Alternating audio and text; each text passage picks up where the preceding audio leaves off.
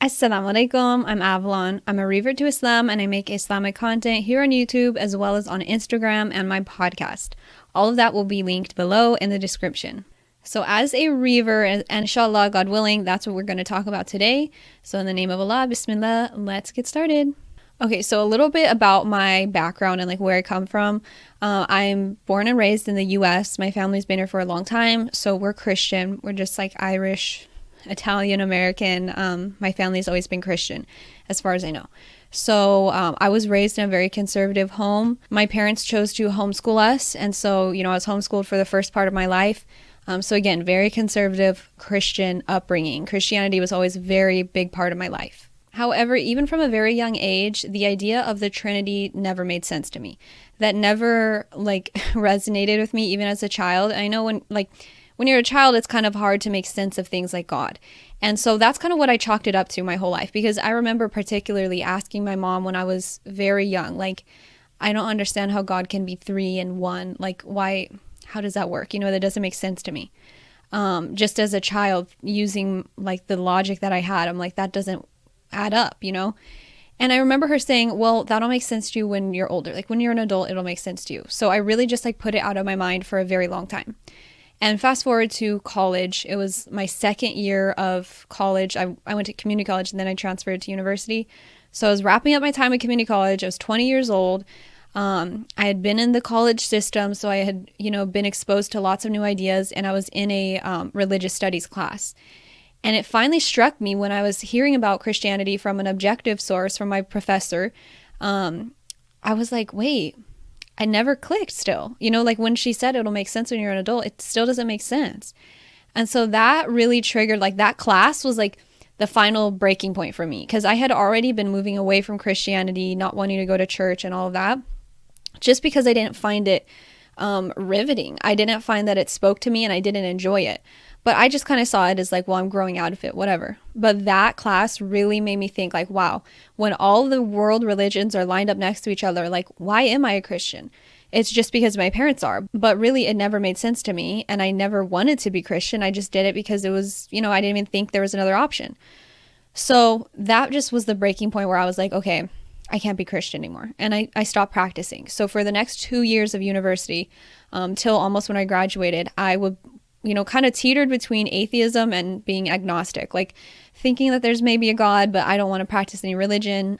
So again, fast forward all the way to the end of college. I want to say it was towards the end of the fall semester before the spring semester where I would graduate. So I had basically 1 semester left until I graduated from college. And at that time, I was dating someone who was Muslim. And he wasn't really a practicing Muslim, and I was a full atheist at that point. So it didn't seem important to me when I met him. It was just oh, whatever, we just started talking. But at this point, I started realizing I don't think I'm right about all of this. I don't think I am an atheist. I think I do believe in God. And I just started asking myself a lot of questions. I had kind of an existential crisis. And I think really what triggered this crisis was one night particularly where I was laying in bed, I was staring at the stars, and I was just wow, it's so beautiful. And then I just started sobbing. I could hardly breathe. I was just overwhelmed. I think it was a panic attack. You could say something like that. I just realized there's so much to the universe. It's so grand. It's so magnificent. It's so beautifully designed, and it's huge. And I'm so small, and my life is so short. And what am I even doing here? I'm just living my life and having fun and doing whatever. But what is it all adding to? What is it amounting to? So I realized I have no purpose, really. I started thinking, that can't be the case. I can't have no purpose. There has to be something. So again, I started really asking myself these deep questions and reconsidering the beliefs that I have built up for the last 2 years. And so, naturally, my boyfriend was Muslim. So I started asking him questions about his faith, because I started to realize okay, I do believe in God, but I can't be Christian because I have established for myself, the Trinity never made sense to me. And just the Christian faith in general, just the church and everything about it, I felt that there was a lack of structure. I didn't like the environment, just everything about it. I was it's not the right faith. I just knew that I couldn't go back to it, not just because I didn't want to, but because I didn't believe what they believed. I didn't believe God was a person. So I started asking him questions about his faith, and I started researching the faith on my own as well. And that relationship ultimately did not work out. But it was in March of 2020 when I finally decided, you know what? This is the right faith for me. The pandemic had just started. It just hit America. And we were just going into lockdown. And it was my last semester of college. So there was so much going on in my life. But I had been studying Islam or not really studying it, just looking into it for months at that point. I think it was from like I started seriously looking into it from like November 2019 to March of 2020. I had stopped drinking alcohol, started dressing more modestly and everything. And I was finally like, I'm not going to put this off anymore, you know? So I reached out to someone at my local masjid, or one of them. They had like a revert contact. Like there's this couple that the wife is a revert and the husband is born Muslim. And they were like the point of contact for anyone who was interested in Islam, designated. Like the masjid had that, which was really cool. So I reached out to them. I met with them. We got coffee, and I remember they gave me a bunch of books. I remember it so well. It was like a cold day. And they were probably just like, what is going on? Like, I was so nervous, I think, and I was just so overwhelmed. They gave me these books, and, the husband was really excited for me. He's like, do you want to take your Shahada now, And I was like, no. I remember I told him, I'm like, this is too much all at once. You know what I mean? Like, can you just give me a second? And the wife was, thankfully, she's a revert too, so she knows how it is. And she was telling her husband, like, no, like you need to give her time, like you can't rush her into it. So I really appreciated that I had both of them there, because he was just so excited for me, And so I think that was like a Monday or something. It was early in the week.